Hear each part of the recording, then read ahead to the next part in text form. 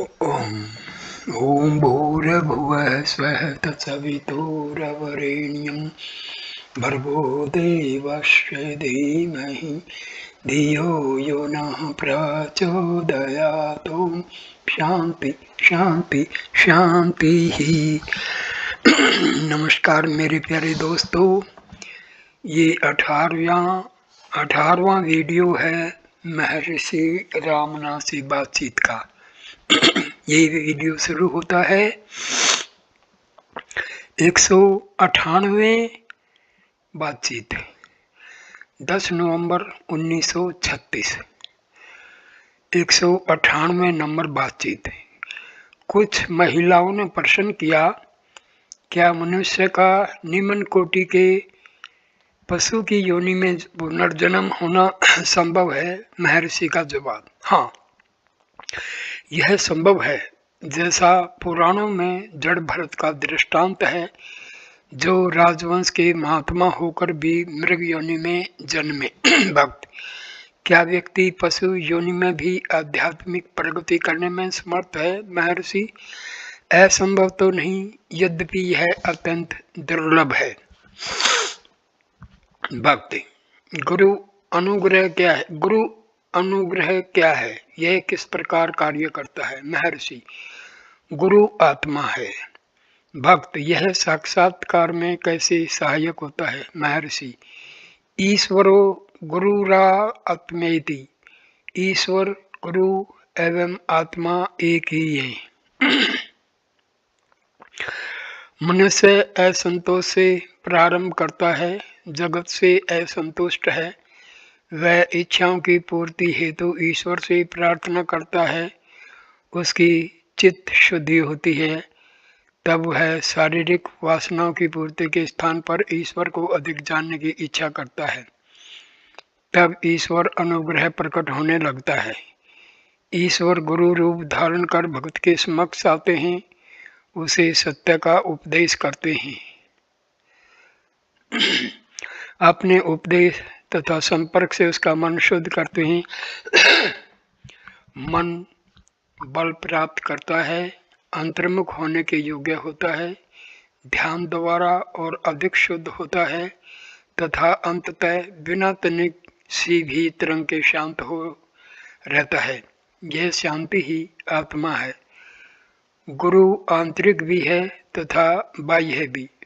बाहर से वह मन को ढकेल कर उसे अंतर्मुख करता है, अंदर से वह मन को आत्मा की ओर खींचता है तथा मन को स्थिरता प्राप्त होने में सहायक होता है। यही अनुग्रह है। अतः ईश्वर गुरु तथा आत्मा में कोई अंतर नहीं है। बातचीत नंबर 199। बाद में महिलाओं ने पहले ही से साक्षात नित्य आत्मा के साक्षात्कार में अपनी वर्तमान असमर्थता के संबंध में कई प्रश्न किए। साक्षात्कार का लक्षण आनंद होगा जिसका अभाव था। महर्षि ने कहा, चेतन एक ही है, परंतु हम अनेक प्रकार के चेतन का कथन करते हैं, यथा देह चेतन, आत्म चेतन। ये सब उसी संवित आत्मा की सापेक्ष अवस्थाएं हैं। चेतन के बिना देश एवं काल का अस्तित्व नहीं है, उनकी अनुभूति चेतन में ही होती है। चेतन एक पर्दे की तरह है, जिस पर यह चित्र सिनेमा के पर्दे पर चलते चित्रों के समान दिखते रहते हैं। संवित आत्मा हमारा वास्तविक स्वरूप है। भक्त, ये दृश्य कहाँ से उदय होते हैं? महर्षि, जहाँ से तुम उदय होते हो। पहले दृष्टा को जानो, तब दृश्यों के संबंध में पूछो। भक्त, यह प्रश्न का केवल एक पक्ष हुआ। महर्षि, दृष्टा में ही दृश्य सम्मिलित है, इस एक पक्ष में ही सब पक्ष पूर्ण रूप से व्याप्त हैं। पहले स्वयं को देखो और तब दृश्यों को देखो। जो तुम में नहीं है वह बाहर नहीं दिख सकता।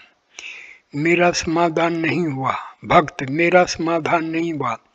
महर्षि, समाधान तभी हो सकता है जब तुम स्रोत तक पहुंचे, अन्यथा बेचैनी रहेगी। भक्त,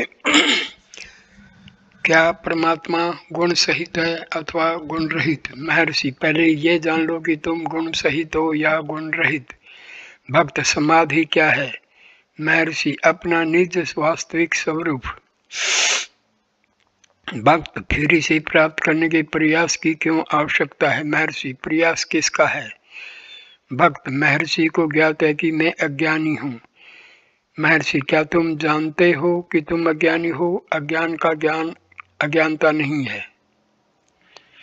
सारे शास्त्रों का उद्देश्य केवल यह शोध करना है कि क्या चेतना दो हैं। प्रत्येक व्यक्ति का अनुभव सिद्ध करता है कि चेतना केवल एक है। क्या वह अपने को दो में विभक्त कर सकता है? क्या आत्मा में कोई विभाजन अनुभव होता है? निद्रा से जागृत होकर व्यक्ति स्वयं को वही पाता है जो जागृत में तथा सुषुप्ति अवस्था में था। यह प्रत्येक का अनुभव है। अंतर देखने तथा दृष्टिकोण का है।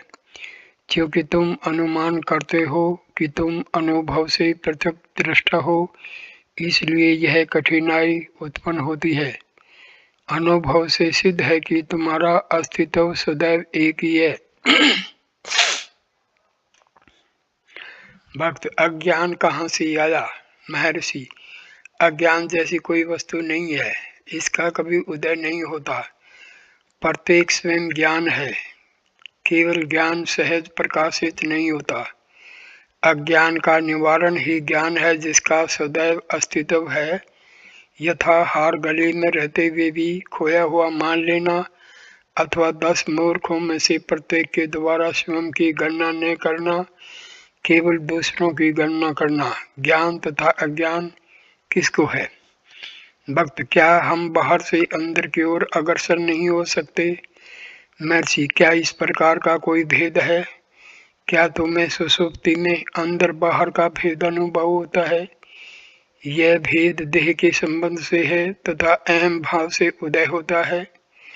तथा कथित जागृत अवस्था में स्वयं एक भ्रांति है। दृष्टि को अंतर्मुख करोगे तो संपूर्ण जगत ब्रह्म से परिपूर्ण होगा। जगत को माया कहा गया है। माया भी वस्तुतः सत्य है। भौतिक विज्ञान के विद्वान भी जगत का उद्गम किसी मूल स्रोत वस्तु सूक्ष्म अति सूक्ष्म में खोजते हैं। जो जगत को वास्तविक मानते हैं तथा जो उनके विरोधी हैं, दोनों के लिए ईश्वर समान है। उनके दृष्टिकोण में भिन्नता है। तुम्हें इस विवाद में पड़ने की आवश्यकता नहीं है। लक्ष्य सबके लिए एक ही तथा समान है, उसको देखो। 14 जून 1936, 200 नंबर बातचीत।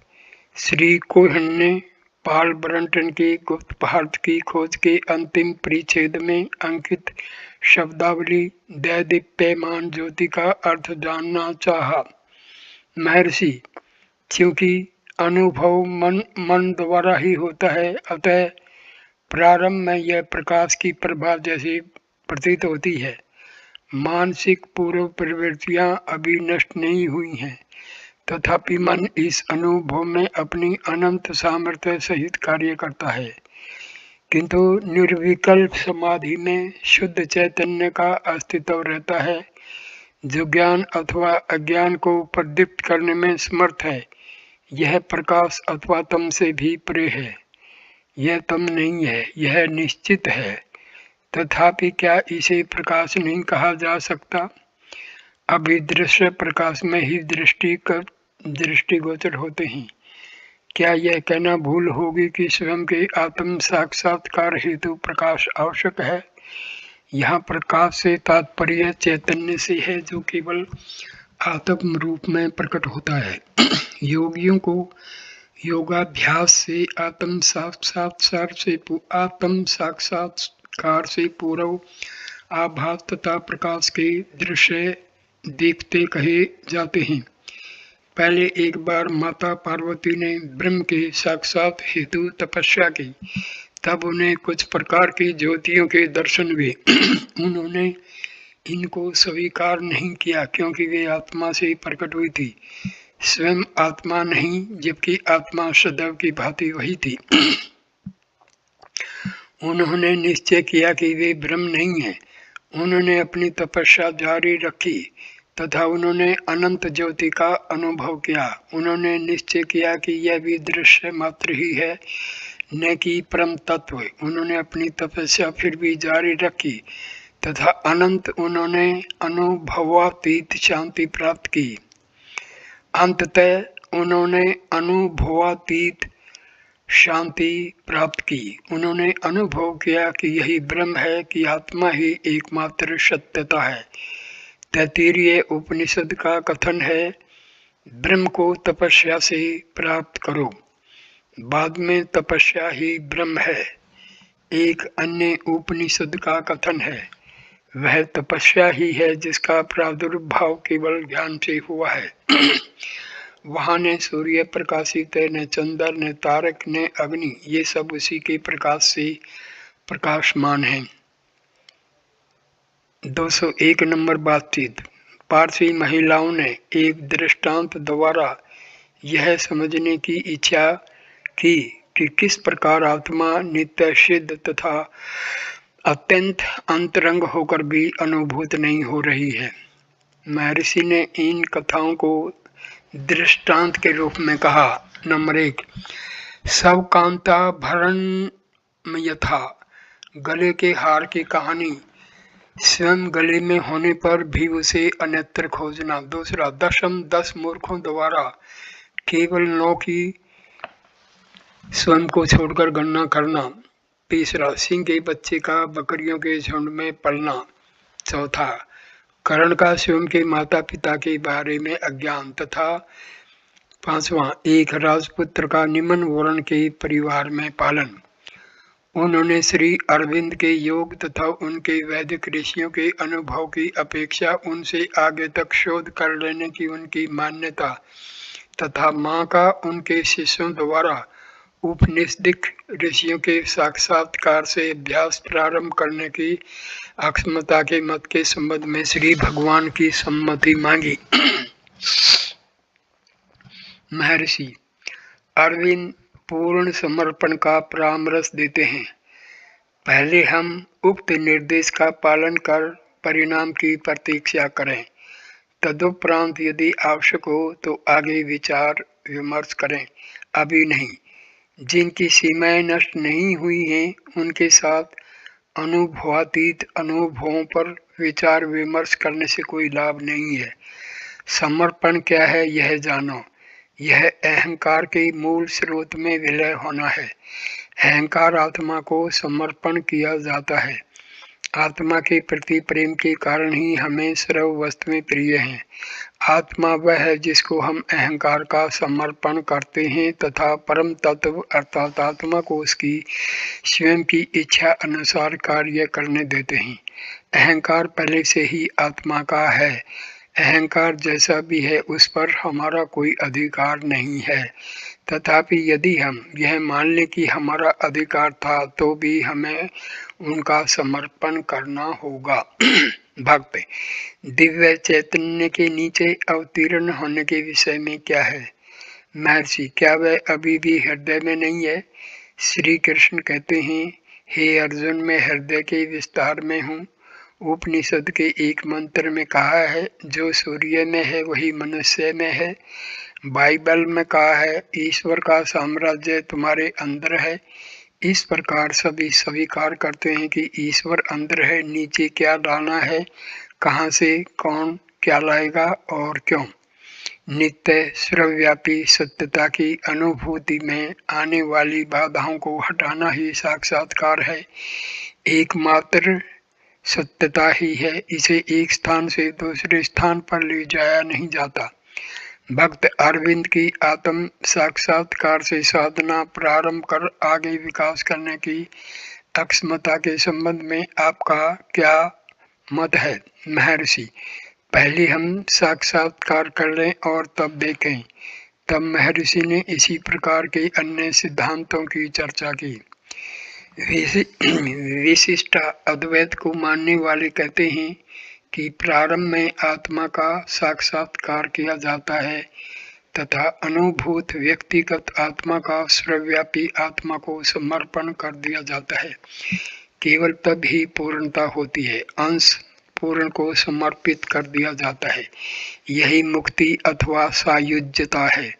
विशिष्ट अद्वैत के मत से सामान्य आत्म साक्षात्कार पूर्णात्मा से अलग रहता है। सिद्धों के अनुसार जो अपनी देह को शव के रूप में पीछे छोड़ जाता है वह मुक्ति प्राप्त नहीं कर सकता, उनका पुनर्जन्म होता है। जिनकी देह आकाश अथवा प्रकाश में विलीन हो जाए अथवा दृष्टि से ओझल हो जाए, केवल वे ही मुक्त होते हैं।